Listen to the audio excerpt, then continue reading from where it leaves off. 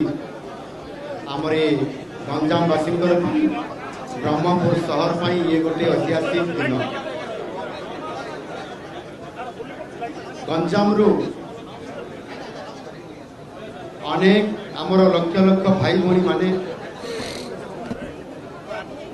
पश्चिम भारत अर्थात गुजरात सूरत सहर अवस्थापित हेबा एवं सेठी टेक्सटाइल टू आरंभ करिकी आपंकर जो हीरा व्यवसाय केंद्र अच्छी से प्रतिष्ठान मानक काम करवा या आधार करी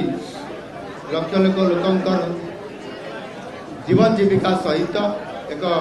भावगत सांस्कृतिक और अर्थनैतिक संपर्क आज गोटे बहुत बड़ा प्रतिष्ठा हो पारे। एभली अवसर रे गंजामवासी अर्थात ब्रह्मपुर सूरत को जो अमृत भारत एक्सप्रेस ट्रेन शुभारंभ करने दाबी होता ताहा दाबी तो पूरण होता किंतु ताको दैनिक चलवाई जो आपण मानकर आग्रह देखते सूरत रे मध्य श्री वैष्णव जी को माननीय रेल मंत्री को सेठी आमर सूरत रे रहउतबा ओडिया भाई माने दाबी करवा एवं ये गंजाम रे मध्य एवं ओडिशा रे मध्य राज्य सरकार को जो दाबी करते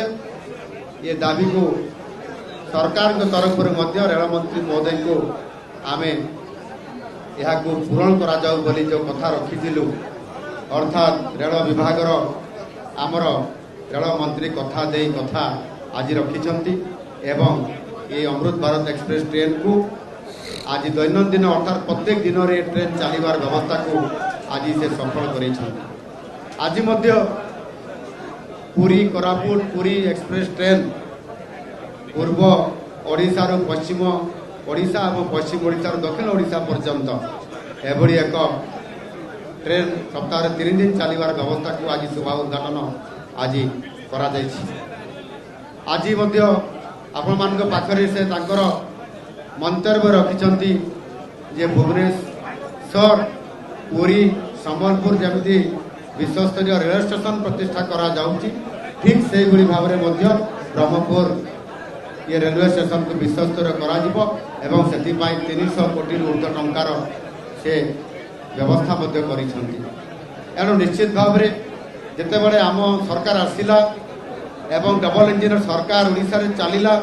सेते बड़े आमे लक्षे कोटी टंका इन्वेस्टमेंट रेल विभाग तरफ करिया पई जो दाबी करिथिलु ताहा मध्य आज 97,000 कोटी टंका आज बजेट रे प्रावधान करी खर्च करिवार ए जो सफल नेतृत्व आमको आज देइछंती डबल इंजिन सरकार रे माननीय यशस्वी प्रधानमंत्री आशीर्वाद रे एवं तांकर संकल्प रे आज आमे आगु को बढ़ुछंती। मु तांको पाखरे मध्य राज्य सरकार के तरफ दाबी रखिथिलु जे ओडिशा रे 30 जिला अछि 30 जिला को मध्य रेल संयोग करा जाऊ एवं सेतिरे मध्य से कुंठाबोध करना एवं जो किसी जिला बाकी जिला ताकू घोषणा करने द्वारा वर्तमान 30 जिले 28 जिला को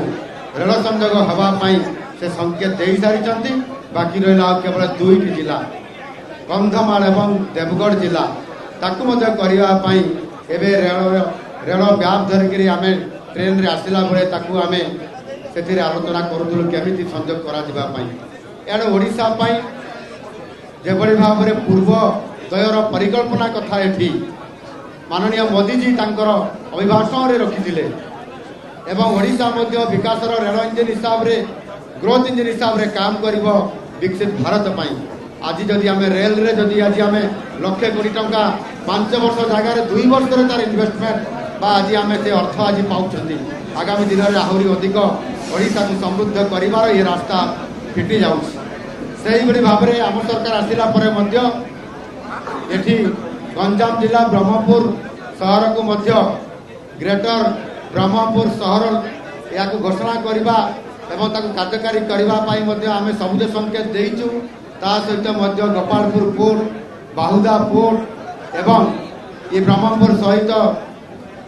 आमर जो रही जयपुर शहर को 6 लेन विशिष्ट रास्ता निर्माण करने एवं